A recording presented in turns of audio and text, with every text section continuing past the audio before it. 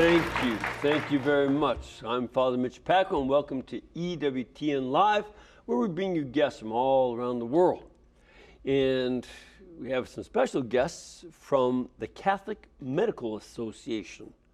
This is a group that was founded 87 years ago, and at that time, we've certainly seen incredible advances in medicine. It's just amazing the changes in medicine over the last 100 years. And from its beginning, the Catholic Medical Association has worked to educate physicians in church doctrine, and they also seek to demonstrate how Catholic teaching about the human person, human rights, and the sacredness and dignity of all human life at all stages of life intersect and improve the science as well as the practice of medicine. Joining us tonight to share about how the Catholic Medical Association seeks to guide and support physicians, nurses, medical students, and others in the healthcare industry, please welcome the Vice President of the Catholic Medical Association, Dr. Michael Parker, and a past president of the CMA, Dr. Paul Braaton. Doctor, good to have you here. Thank you for having us. Well, welcome here to Alabama. You live pretty far away in California. Modesto, California, yes. Right, and you're not quite so far in Ohio. The heart of it all. Yeah, and it's great to have you here. A lot of folks don't even know that there is a Catholic Medical Association, let alone what it does. Would one of you like to give a little bit of background on this, just how it got started, its history? So I'll start in 1912. Archbishop William O'Connell in Boston started the first Catholic Medical Association Guild, and that was in response to the culture at that time was pretty anti-Catholic, and they weren't accepted in the professional world. Mm-hmm. So that's about 107 years ago that it really gets started. Yeah, yes, has a local guild in Boston, and then so guilds started forming throughout the Northeast, and then the guild in New York City formed. And then in 1927, the president of the New York City Guild decided that he wanted to form a national association. So then in 1932, they formed the National Federation of Catholic Physicians Guild, and that then branched out and was renamed in the 1990s to the Catholic Medical Association. So from the very concept, it's been 107 years, but from the national movement, the national organization, it has been about 87 years. Yes. Now, what do they do? What do you do in this organization? You know, it's not like simply a fraternal organization. There's more to it than that. Our organization, our mission statement is to form and support current and future physicians in promoting and living the principles of the Catholic faith and the science and practice of medicine. And so we have throughout the country a number of guilds. That's our smallest organization, which is formed in the dioceses of around the country. In these guilds bring Catholic physicians together to learn about the doctrine of our faith and how it can be applied in medicine, but also to support each other in some of the difficult times that we're seeing in medicine and the challenges we're seeing to practicing as a Catholic physician. All of these guilds come together to form the national organization. Go ahead. And our vision statement is to inspire, is very simple. It's 3 words: inspiring physicians, or 4 words, to imitate Jesus Christ. And I think that's really profound, and that's ultimately what our purpose is as an organization, is to bring that dimension into healthcare. Well, one of the ways that our Lord identifies himself when he calls the sinner tax collector St. Matthew is, this is, it's not the healthy that need a doctor or physician, it's the sick, and sinners need him. So use that image and to apply it. And just so folks have a good understanding, the risks of unethical behavior are very real in medicine. And the extreme would be Joseph Mengele and other doctors at the concentration camps run by the Nazis and the communists. But in this country too, we saw doctors doing forced sterilization and other procedures that were meant to prevent people. It's illegal now, but doctors did these unethical operations, partly to control people of color, as well as people who had mental disability. So that and many other procedures since are where we need to have this role of medical ethics. Where do you see it today? Well, with the rise of any new technology, there's always a question whether it's ethical to use that technology. And if it is ethical, what are the principles that are going to guide you in its use so that it remains an ethical use of the technology? And a lot of times people are fascinated by technology and they run amok, if you will, and they don't follow any ethical principles. And we see that in a lot of the things that are happening today: in vitro fertilization, transgender surgery, stem cell research, not all the stem cell research, but embryonic stem cell research. Yeah, we see that you have to kill an embryo to get the stem cells. When there are stem cells in other people that you can use ethically because they give you permission, where the embryo doesn't. And the other person doesn't die, but the embryo does. And these are the kinds of questions you deal with. They are, and the Catholic Medical Association really gives us a foundation in our Catholic faith and understanding what the Church teaches about the dignity of the human person to apply these principles in the practice of medicine in our everyday lives. So we have the blessing of taking these principles and applying them to the treatment of our patients and really the care of our patients in a manner that supports them, that recognizes their own human dignity, and realizes that we're not going to do anything that's going to be in their not in their best interest or that will harm them. So, well, which, in fact, one component of the Hippocratic Oath is to do no harm. Yes. But now medical schools make the Hippocratic Oath optional. They don't have to take that in all medical schools anymore. That's true, or they modify the Hippocratic Oath from its original, from its classic presentation.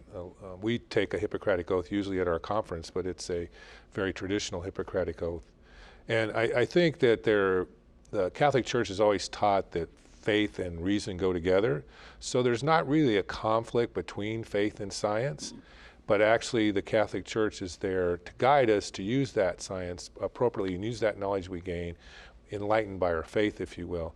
And so I think that Catholic physicians, if they practice according to Catholic principles, are actually practicing the highest standard of care for their patients, and they have the most respect for their patients, and they garner the most trust of their patients. And people that even non-Catholics seek out Catholic physicians because they want something that they see in the Catholic physician, the way they're treated by Catholic physicians. They want that in their own lives, and they want that for their health care. And there's a trust factor that when you follow ethical principles, that trust is fundamental for that doctor-patient relationship. And that's something that's lacking now with some of the unethical behaviors that are occurring and it's breaking down that doctor-patient relationship. Certainly, this question of the tension between Catholicism and faith, Catholic faith, and science is something that is highlighted today by a lot of folks, especially those who oppose Catholic teaching on various issues like the life issues. But in fact, it was Catholic monks who preserved the medical texts of the classical world. The pagans didn't. It was the Catholic monks who did. And it was Catholics who not only invented the concept of the university, but who started medical schools, and especially the Italian universities were famous for their medical schools. This has been a commitment to science and medicine and ethics and faith. That goes very far back. We're both in the Order of Malta, so the history of the Maltese, of course, is that they founded the first hospitals in Israel way back in the 1100s. So the hospital system was really founded by the Catholic Church, if you will. So it's not only the university, it's also this idea of a system of hospitals with trained doctors and nurses. It's a Catholic invention. Yes. Yes, it is. And Knights of Malta were the ones who started that? The Knights of Malta were very influential. They actually, in the Middle Ages, they would see the pilgrims. Some of them didn't have any money because they weren't nobles and didn't have access to funding on their travels, so they'd be sitting on the side of the road and they'd need help. So they would bring them in to Jerusalem, and then they started a hospital. Right. And it was state-of-the-art for the time. Right. Now, go ahead. Well, I was going to say, what a lot of people don't understand is we wouldn't be where we are in medicine today without many of the monks and priests or sisters or others in the Catholic faith who started the hospital system, did many of the experimentations or the research in their time to develop certain things, even learning about genetics from Mendel. Yeah, he was Father Mendel. Right. From Father Mendel. And there's other stories where priests discovered certain things that led to breakthroughs in medicine. And it was the Catholic hospital system that really was the foundation for healthcare in the United States almost from its beginning, with hospitals being started in New York City and Baltimore and other major metropolitan areas at the time. And St. Mother Cabrini, Mother Frances Xavier Cabrini, was a foundress of many hospitals in North and South America. That's just what Catholics did. And it comes from the Catholics' firm belief that we are called to be the Christ to these suffering people. And I say we are to take the healing power that's given to us through the Holy Spirit to provide it to the patient who we see as the suffering Christ. And by doing that, that calling leads us to only seek what's best for that patient.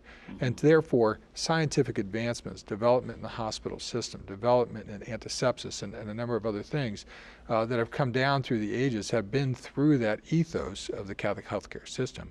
And today, many of the hospital systems in the United States are still run by Catholic organizations. And you're making reference to caring for the suffering Christ and the sick, but it's our Savior himself who, when he listed 6 of the 7 corporal works of mercy, visiting and caring for the sick is one of them. This is something that our Lord put as an issue upon which we will be judged at the end of time. Well, I think one thing, too, that's missing in medicine today, and we'll get into the conference that Mike's having, but this kind of will segue into that, if you will, is the fact that being a physician is more than just a profession in a Christian sense, in a Catholic sense. It's a vocation, and it's a calling from God. And next to the priest, I think it's probably just right under that, under the clergy, if you will, and recognizing that even regardless of what's going on in your professional life, recognizing your vocation will strengthen you in those times of doubt and despair, which many physicians are experiencing today, which we may get into here a little later. But I think that's essential, recognizing our vocation as Catholic physicians, because Christ is the icon of the divine physician, and everything we do is really being the hands of Christ for somebody else. And they, in turn, we're serving them, but they're also giving us a great benefit by allowing us to serve them. It's probably a greater benefit for us to serve them than it is for the physicians for the patients. Yeah, right. Ultimately. Yeah, that the physicians, gain a lot by their care, and they grow in that. Now, there's something that I'm sure you have to think a lot about, because as we've seen the government become increasingly involved in various issues of medicine, not only in terms of the health care, but also in terms of lawyers and courts having a certain amount of an eye on how treatment is done, and lawsuits, insurance you have to do, a lot of challenges. What do you see as some of the key ethical challenges in the variety of ways that you as physicians come across? Well, in my specific profession as a women's healthcare physician, the largest is the beginning of life issues with abortion and now promotion of infanticide. And some organizations have actually called for physicians to be forced to provide abortions where abortion services are either rare or unavailable if a woman so demands. And I think... Is this something that's coming from legislatures or courts, or how are they trying to make it so that physicians must provide abortions to people? It's coming from the governing bodies of the physicians, so from the American Congress of Obstetrics and Gynecology and their statements that were made probably about 8 years ago. And we're seeing in some states where they are telling physicians that they have to refer for abortions, or they have to provide contraceptive services, or they have to provide other reproductive services that are seen as rights by certain people. And so we see that intrusion into that relationship in that way.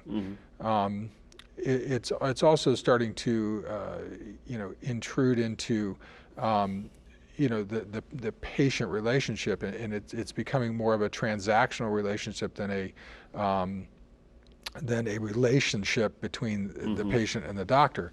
In that the belief now is that the patient can come in and they can get whatever they want from you. You just need to provide it to them. It doesn't. Your beliefs, your thoughts on this medical treatment doesn't matter. It'd be like going to a department store. If I want this kind of product, I should be able to get it. But well, as a good friend of mine said, I'm your doctor, not your barista. There you go. You know.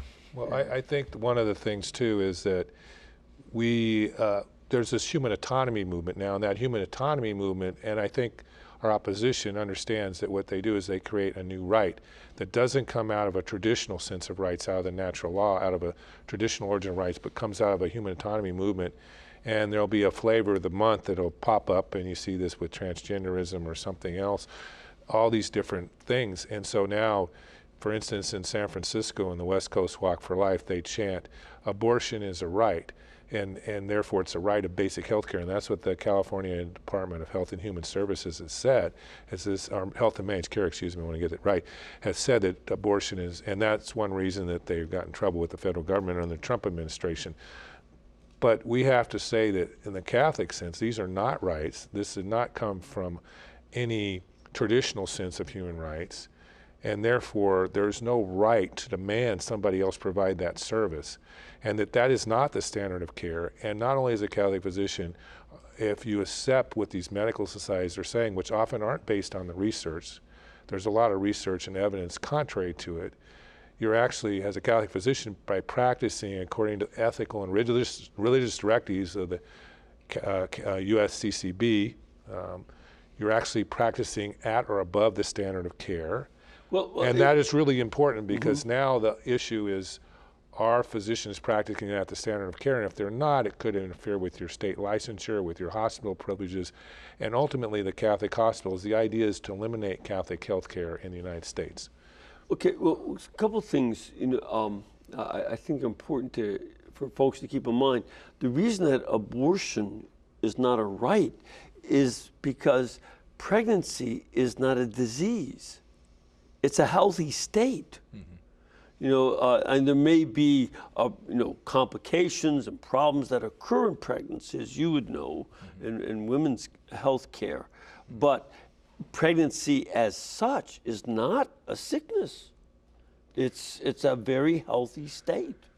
And so what would be the basis for a right to terminate a pregnancy when it's not a disease? You might have an obligation to treat somebody with a disease, but not someone who's healthy, or someone who's born male or female to change. That's not a sickness to be a male or to be a female. The organs presumably are healthy. Why would that be a right that you can be forced to change those organs. That doesn't make sense. Well, I think it doesn't make any sense, and I think it comes from a sense of the autonomy issue, as Paul said, but it also comes from what is convenient. What is, in this relativistic society that we live in, as we said, the culture of death that's been said before by many of the popes. This relativism of what is good for me and whatever else you think doesn't really matter. And so if this pregnancy is inconvenient for me, then I don't want it anymore, then you have to help me take care of this. It's the same with fertility. If you don't want to become pregnant anymore, removing a fallopian tube that's a normal, healthy organ, and infertility is not a disease. It's the only organ that we remove to treat a non-disease. And there's actually no medical indication for it. But what's happening now is we're seeing in medicine that doctors are actually going in and they're actually promoting to the patient the opportunity to have abortions when something is wrong. So if a baby has a malformation, or even if it has Down syndrome or some other genetic abnormality, one of the things they're talking to them about now is not supportive care, not helping them through a very difficult situation, but is, have you considered terminating your pregnancy? Let us help you do that. Well, it also occurs at the end of life, too, with the whole physician-assisted suicide, and now even active euthanasia in some countries where they're euthanizing people in nursing homes. And we see that, where we're now asking physicians to set up cocktails for patients that, of course, I guess they push independently somehow, but they're still asking us to write the prescription for those meds and be involved in that. Yet most of the physician organizations, including the CMA, would say that you shouldn't be able to compel a physician to take part in an execution of a prisoner. But now a bunch of organizations want you to compel physicians to take part in the end of life. Yeah, well, and it's not just in nursing homes. In Belgium, for instance, a 12-year-old boy was killed. His parents said, well, we don't think that he'll survive his disease, so, and they didn't consult with the young man. The boy wasn't consulted at all. The parents and the physicians decided this. Well, to force physicians to take part in that is highly unethical. Well, I think that destroys the trust of the doctor-patient relationship. And that's exactly why, that's the beauty of Catholic healthcare, because it maintains that relationship. And it supports it and nurtures it, and that's why Catholic physicians are in so much demand around the country that are practicing by the ethical and religious directives. And we see that people gravitate toward that. They're just naturally attracted to that because they want physicians like that. They may be pro-choice, they may be pro-assisted suicide, but for their own care, they want that. Now, these questions about the ethical dilemmas that are presented to physicians when patients ask, I want to die, or I want you to take the life of my child, or in the womb, or even out after it's born, if it survives, and all these and many other additional pressures from the governmental impact on health care, the regulations, a lot of paperwork, I understand, enormous amount of paperwork now, especially with Medicare. A lot of doctors don't want to take care of us on Medicare because it's just a burden. This is putting a lot of tension into the lives of physicians. They themselves are having a lot of struggles, even about keeping their own lives. Talk a little bit about that aspect. Well, one of the largest public health concerns that we have right now is something called physician burnout. And physician burnout is characterized by three things. One, physical and emotional exhaustion. Two, a feeling of lack of effectiveness. And three, and just so folks understand the physical exhaustion, oftentimes doctors are on call for 24-hour periods, not only in the beginning stages but when they're interns, but at later stages as well in certain fields. So that's a lot of pressure and strain on the health. Right. In fact, residents are probably more protected than physicians who are out of training now with residency hour restrictions that are there. And then the final thing is depersonalization. And what I mean by depersonalization is that the patient that you're taking care of no longer has really a human dignity to them or human worth to them. They become the heart attack in room 27 or the flu in room 36. They kind of lose that identity, that dignity there. And this is a very large problem in that anywhere from 50 to 60% of physicians in the United States are suffering from burnout. And if I told you that there was something out there that was making 50 to 60% of your patients sick, you'd be very concerned about it. But this is what's happening to doctors. And it's Very much so. Yeah, it's being brought on by a number of different things, including the introduction of electronic health records, dysfunctional work environments, working with disruptive physicians, the burdensome paperwork. We've become glorified secretaries is what we've become. And we've taken the many of our audience members, and I'm sure you can relate to this, when you walk into a doctor's office now, you may be introduced to a computer first and then your doctor. And the one thing between you and your doctor is a computer screen. And that doctor is chronically looking at that and going through that. And so we've introduced this between the doctor and the patient that is ruining that relationship. And medicine has become more transactional rather than relational. And I've been blessed. I really do. My doctors are the kind that still have that kind of relationship.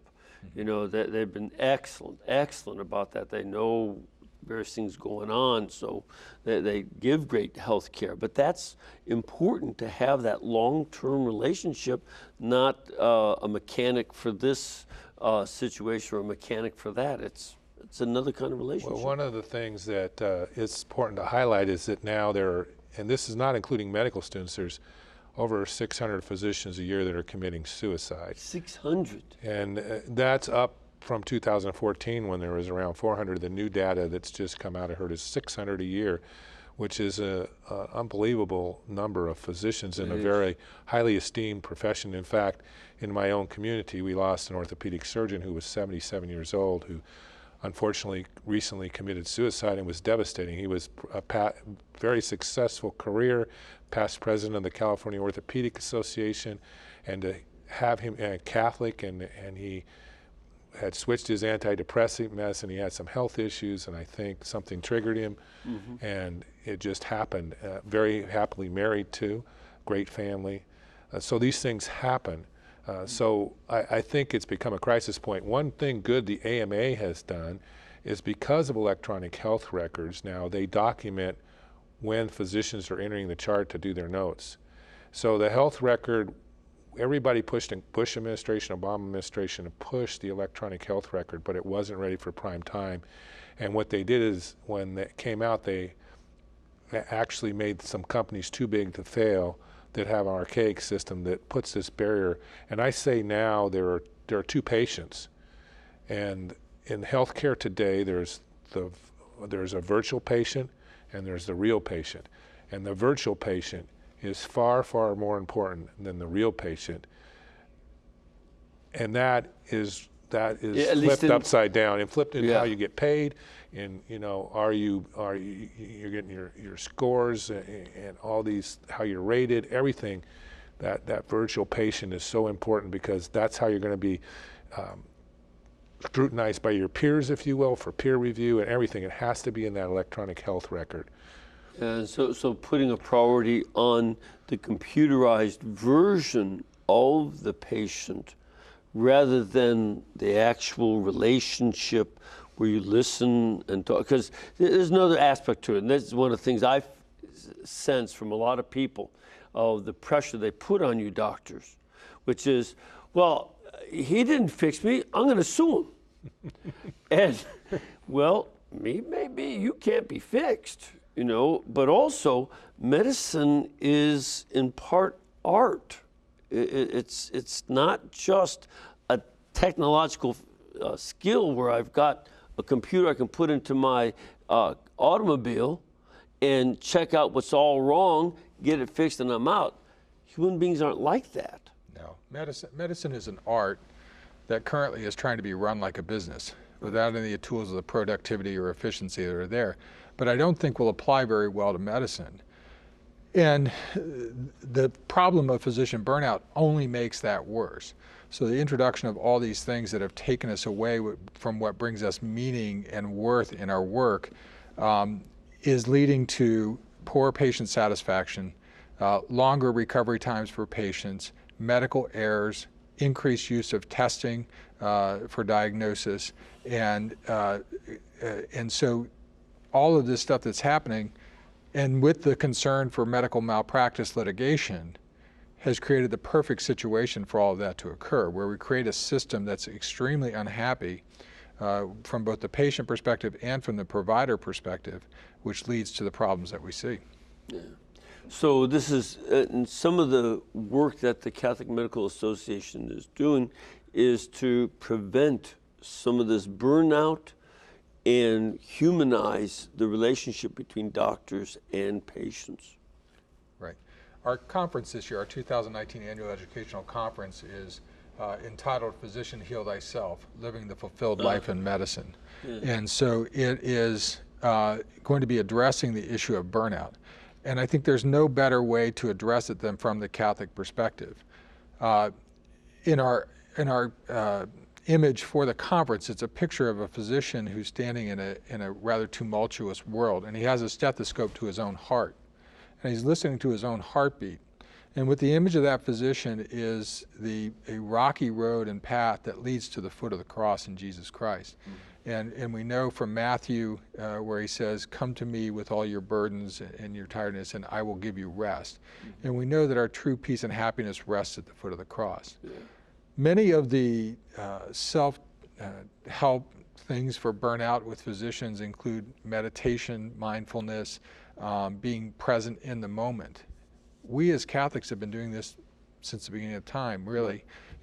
Rosary, Eucharistic adoration, confession, practicing gratitude through prayer, and having a sense of community. We come together in communion every Sunday and sometimes every day, and we have a supportive community. What the Catholic Medical Association does within our guilds is it takes that sense of community even further and allows us to get together and talk about the difficult situations that we're in as Catholic physicians, the changes in healthcare, how it's affecting us, what can we do to get through this, and to support each other in those areas. That's very important. We're going to take a break at this point, and we'll come back to get questions and comments from y'all. But again, this is going to be the Catholic Medical Association Annual Education Conference for 2019. That will take place in Nashville, Tennessee, great city. Just lived there and loved that place. September 26th to 28th. And you can find out more about it at cathmed.org, cathmed.org, and see what's going on over there. Well, please stay with us with your questions and comments, and we'll be right back.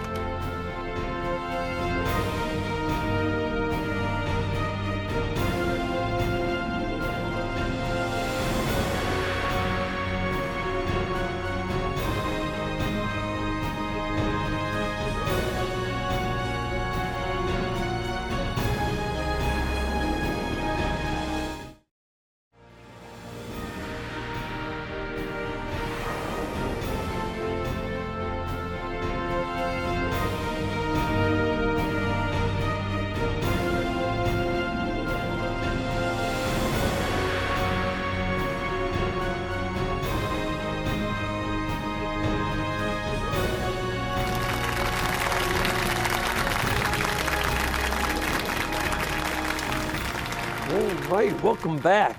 And before we get to our questions, I know that many of our viewers have seen the wonderful movie called Unplanned. I saw it in theaters, and a lot of people loved it. It's about a pro-life conversion of Abby Johnson, who's a delightful person. And now the movie is about to be released on DVD. That'll be on August 13th. You can pre-order your own copy of this at EWTN's Religious Catalog today. Just go to EWTNRC.com and you can do a pre-order so we know how many to get for either Blu-ray digital disc plus a DVD combo pack. So you can watch it anywhere on your TV, computer, tablet, smartphone. It'll be item number 75 BRD. I want to get one of those myself because that's an important movie and a great movie. Y'all ready for some questions? Yes. Well, let's Bring 'em giddy on. up. Start off with this lady. Ma'am, where are you from? From Camas, Washington. Great, good to have Yeah. you here. Welcome. And your question? Besides doctors, I was wondering how the Catholic Medical Association also supports nurses and other medical professionals. Are you yourself in? No, I'm a teacher, but I have 3 sisters who are nurses. There you go. All right. All right. So and it's an extremely important relationship. So the Catholic Medical Association is a physician-led organization, but we have associate membership status for all allied health professionals, including nurses, physician assistants, pharmacists, and nutritionalists. Anybody that's in healthcare can really join the Catholic Medical Association. How about like the emergency medical people in ambulances and fire departments? They can join too. And the thing, we have that associate membership. They can attend our conference, and they can be involved in local guilds. And many of these, especially the nurses, take a very important role in the guilds because they have a lot of energy, they have a lot of ideas, they have a lot of enthusiasm, and they may have more time than the physicians to get things done. So they're very important, particularly in the local level. Yeah, yeah. So you can't underestimate the importance of the EMTs, the various kinds of nurses that are involved in various fields of nursing. That they oftentimes have a lot more contact with the patient than the doctors do, right? Yes, they Well, do. as the husband of a nurse, I can tell you how important they are, truly. And I think they give us an added dimension. They give us a different viewpoint on healthcare from the patient perspective, but also from their perspective and what's going on in their profession and how we can help them and how they can help us to make Catholic healthcare better for all of us involved. Sure. And nurses and other healthcare professionals are not immune to the same type of challenges that physicians face with regards to burnout and those types of things. So our conference this year is actually going to have modules and breakout sessions in the afternoon that are going to be directed at certain subgroups of professionals, including nurses, medical students, residents, those groups, to help them with this issue. I think too that today Catholic healthcare is under so much attack, and even you could say even Christian healthcare is, that we have to collaborate with. We can't just be an isolated group. We have to collaborate with other individuals and other people with like ideas. Otherwise, we will be crushed, really. Yeah, and there are folks that would like to do so. Yes. They'd like to crush the Catholic perspective on medicine and make it more efficient, but less healthy. Well, and the largest targets for violations of conscience are really in the nursing profession. When we hear of lawsuits being brought by organizations against that a nurse's conscience rights were violated for being forced to perform an abortion, it's either a nurse or some other type of person in the organization who's not a physician. Physicians are very difficult to go after in those situations. So the nurses really are on the front lines. Sure. And they're the ones that face sometimes more of the difficult situations than we do. So they need that support, and CMA is there for them. Right. Let's go to Dr. DeMata. Doctor, where are you from? Las Vegas, Nevada. Great, great. And your question or comment?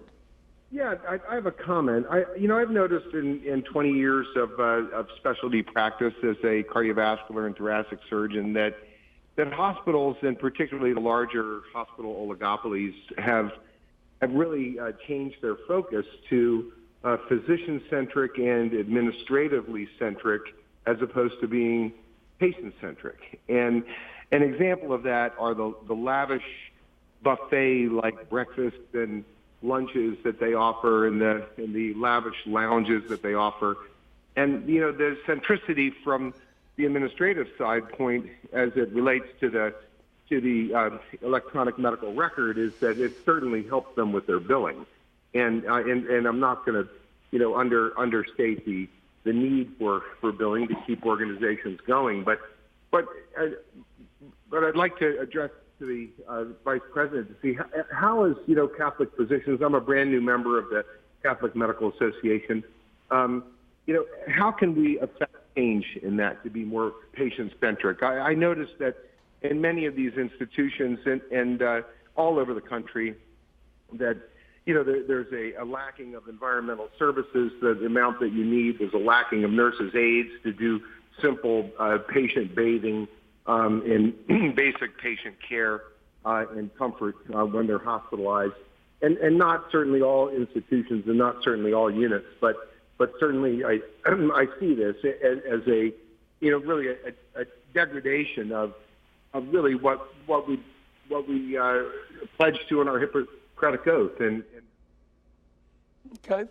So you want to... Well, first off, welcome to the Catholic Medical Association. And two, I think it starts with leading with personal example. It's being that Catholic physician to these patients and sometimes doing the dirty work that needs to be done and focusing on the patient care. I think it involves being a part of, unfortunately, committees and administrative processes where you can bring your voice to be heard and allow people to understand where we're going with this. And I think that when people start to see Catholic principles involved in patient care and bringing it back to patient-centered care, which is what we're all in the business of medicine for, and I said that truly, the business of medicine now, it leads to better satisfaction with the patients, shorter recovery times, better outcomes for the patient, better physician satisfaction, and better hospital profits when they look at a patient-centered care. Hospitals sometimes are looking at it from the opposite way around. They want to provide the highest quality care with the biggest names of doctors to think that that's going to attract the patients to come to their hospitals. Well, they get the patients to the hospitals, but then they don't provide the quality of care that this doctor seeks for his patients. Mm-hmm. Yeah, that's something that is a balance that has to be maintained. So we have in the organization one of the leading patient-centered care experts in the country who's one of the chairs of our ethics committees. We have a dual chair committee, and he is at the Geisner Clinic, which is one of the foremost places in the nation that does patient-centered care. And I would like to, if you're interested in getting involved in patient-centered care, you can contact me, because I think that's an important thing that we should be emphasizing at the Catholic Medical Association. And he goes around the country giving lectures, and most of them he talks about virtues and things, but most of these are really, that boils down to the virtue of charity, Christian charity. And so most of these could be, they could be taken to another level, if you will, this patient-centered care with the faith aspect to it. And so I think that that's something that we need to emphasize. And I also think post-hospital care is just as important, and we're not doing a good job of that. And we've got too many people returning to our ERs because we're not doing that. And I think that this is going to require not just a physician, not just a healthcare response, but a whole church response. In other words, we need to regenerate a volunteer section in our church to help with some of these issues, particularly in the palliative care. There's an example that I won't get into here where that's going on that I think will be very successful, but it could also be transitioned into other areas of medicine as well. And so I think there are a lot of things that we could do in terms of this patient-centered care, and that would also make these administrators happy, because it would lower cost and improve patient outcome and improve their quality metrics with the federal government. So all those would be good for hospitals and institutions and be good for physicians.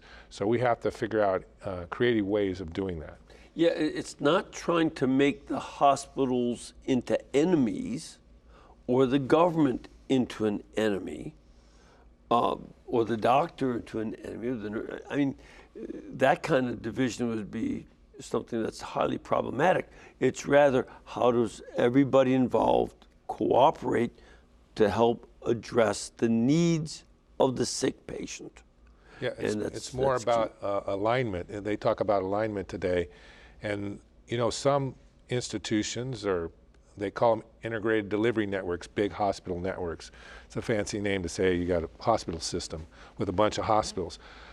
But some systems do that very well and others don't. But if you're able to empower your physicians and work with them and your other healthcare providers in your institution, and everybody's aligned working toward the same goal, it works a lot better than if you got a third of the people that typically don't care and actually sabotage, and a third of people indifferent, and then a third that want it. Well, you can't accomplish it with just a third working toward that goal. That doesn't work. You have to get everybody on the same page and align the incentives to do that, and there are creative ways of doing that. Another question from our studio. Sir, where are you from? I'm from Ocala, Florida. Great. Good Blessed to have Trinity you here. Catholic Church. Thank you, doctors, for bringing this really important subject that nobody knows about, the Catholic Medical Association. But what are some of the criteria we can use when we're using the healthcare field, not only like in our family doctors, but other parts of the medical association, so we can make good decisions? Well, I think that's a very important question. It's sometimes difficult to answer. First and foremost, you can go to the Catholic Medical Association website and you can look for physicians in your area who are members of our organization, or even look up the local guilds to find out. A great way to find out a physician who may believe what you believe is to read the back of your bulletin. Almost everybody sees that in their bulletin and will see a physician there. The criteria that you're looking for when you want to pick a physician, whether they're Catholic or otherwise, is one, do they respect you and do they listen to you? So when they come in, do they sit down? Do they shake your hand? Do they somehow make you feel welcome when you walk in and want to hear what you have to say? I think every patient encounter is based on a fear. Am I sick, or is something wrong with me, or am I going to get sick? What's wrong with me? I want somebody to hear me, I want somebody to listen to me, and I want to be validated in what I think. And so having a physician who does that. Second, a physician who was willing to understand your belief system and not see that as a challenge to his medical care or his ability to provide you with medical care. So if you don't believe in taking a certain vaccine, or you don't believe in taking contraceptive pills or some other medicine that may be against your beliefs, that physician, you need to have that conversation as to why you believe that way, but to respect that decision and then have that physician stay with you throughout your journey in medicine. We all know about the informed consent. Before we can do a procedure, we have to let you know about the possible outcomes, risk, benefits of a procedure. But there's also something that most people don't know about, and that's the right of informed refusal. And even though a patient may refuse a certain care or treatment, it doesn't take the physician's responsibility away from caring for you. And many times, in my own experience, I know this, your views can be very influential in evangelizing that physician and helping them to see that there may be a different way, a better way of providing health care, and seeing that your witness to them may actually change them and bring them closer to either their faith or back to the Catholic faith, or to start seeing medicine in a different way. Yeah. I would say, you know, I've seen that firsthand because, you know, I think one of the biggest witnesses to physicians, especially probably in the OBGYN, is the Catholic family that comes in and has 4 or 5 kids and they want to have another kid. Maybe they have 6, 7, 8 kids, and they still want another child. And in our society, that's not accepted, really. People look at you like you're crazy. As a matter of fact, I've talked to mothers who'll be buying groceries and they have 4 or 5 kids, and you know, people will very rudely say you have too many kids, or imply it. As I always tell them, ask, all right, which one do you want me to get rid of? You know, it's crazy, but that's a pressure in the culture. You can't have so many kids. That's right, but you're a witness also when you do that to the Catholic or the non-Catholic or Catholic physician too, that you have a different perspective on life, and it's a very positive perspective too.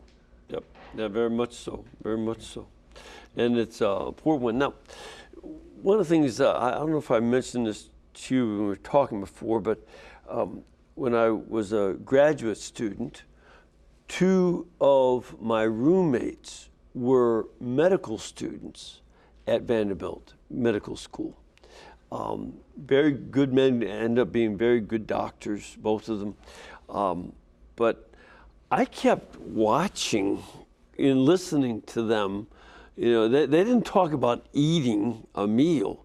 They talked about inhaling calories because they didn't have time to enjoy a meal. I kept thinking, gentlemen, if I were your physician, I'd recommend that you get out of this medical school. It looks very unhealthy. You know, you're not sleeping, you're not eating. So what do y'all do for medical students in the Catholic Medical Association? Well, we have a number of things that we're doing with Catholic medical students right now. First and foremost is mentoring. Inviting them into either our homes or into our practices to see how we practice as Catholic physicians, and to talk to them about what they're going through in medical school. 2, we provide them with support when they're in difficult situations on rounds in the hospital. They may call with a question of, I have to go in and do a cesarean section and they're going to be doing a tubal ligation. Do I need to be involved with this? Or this doctor is going in and I think he's doing an abortion. Do I need to be involved with this? And the answer is no, they don't have to be, but we can provide them with, what my comment to them is always, if you have a problem, let me know and I'll call personally to help you with that. We can be a witness to them of living our faith in medicine. And how you can still be a successful physician with a strong practice and be faithful to your beliefs. And so it's really a way of doing that, but it's also kind of guiding them along on their spiritual journey and helping them to maintain their faith during a very difficult time when they're in medical school, making sure that we're providing them with, that they're getting to church, or, inviting them out to our meetings and to other things. And finding support, because it's a pretty lonely life. I mean, it's hectic, you're with a lot of people, but you're also kind of isolated, and with all the tension and pressure to memorize all this vocabulary, learn all these tiny body parts. It's not just arms and legs you got to memorize. You got to memorize all the veins and nerves and know the proper medical terms for them, and start taking care of patients. It's difficult. One of the things we've done, and our mission statement is current and future physicians. We've actually expanded this into the college age group, and I've actually mentored a student that is now a physician, and he discerned that it was his vocation, and his wife is a physician, just graduated. And he's a priest. His uncle is a priest on this network, and so it's great to see that when you see somebody go through and then they decide and they discern, become a physician, and now he's he sees that as a fulfillment of his vocation. But one of the things we've done, and we've got a lot of interest in the organization, a lot of physicians have donated to it because they want to mentor the next generation. We've established what we call a medical student boot camp. It's not the best term, but basically it's a bioethics course, and we bring 40 or 50 students together. Now we're doing it at the same time we have our leadership meeting. It started in 2013, and we've probably had 300 students go through there. And this last year, the AMA was considering going neutral on a physician, or this June was considering going neutral on assisted suicide. And that would mean that it would likely, if that happened, if the AMA did that, it would be more likely that your state, unfortunately California already has, would okay as physician-assisted suicide. And so the students got up and testified against that and said the AMA student section doesn't speak for me. And because our students got up and did that, there was 70-30 vote against going neutral on assisted suicide. Yeah. And we gave them courage. Good. Well, I'm afraid that we might have given them courage, but we've run out of time. Okay. Again, it's cathmed.org, and they've got the 2019 meeting in September 26th to 28th in Nashville, Tennessee. Thank you both, doctors, for being here. And on this feast of Saint Shadra Machluf, may the Lord bless you all and keep you and cause his face to shine upon you, the Father, the Son, and the Holy Spirit. Amen. Remember, especially in the summertime. Please keep us between your gas bill, electric bill, and cable bill, because our bill takers aren't on vacation. Thanks.